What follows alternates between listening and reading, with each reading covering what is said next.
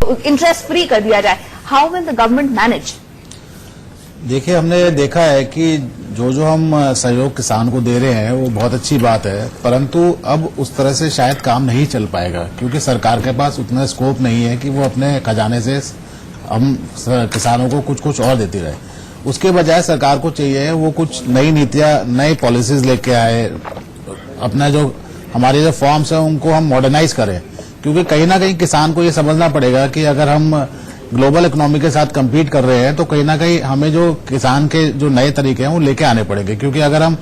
खजाने से अगर हम किसानों को कुछ देते रहेंगे केवल लुभाने गौरव जी, खजाना तो लगातार भरा हुआ था। नोटबंदी के बाद इतना खजाना लबालब हो गया था, खजाने से फिर वो पैसा गया कहाँ?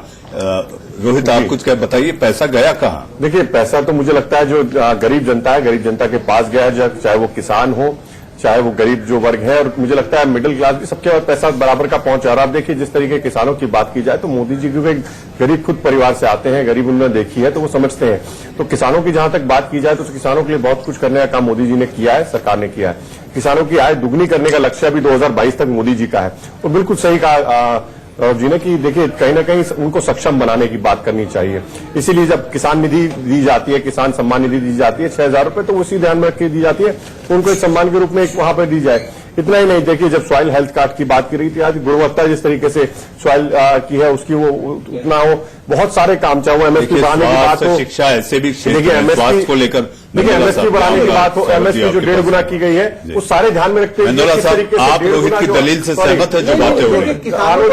रही ये जो किसानों को लेकर जब भी चुनाव का आप देखिए, आज ये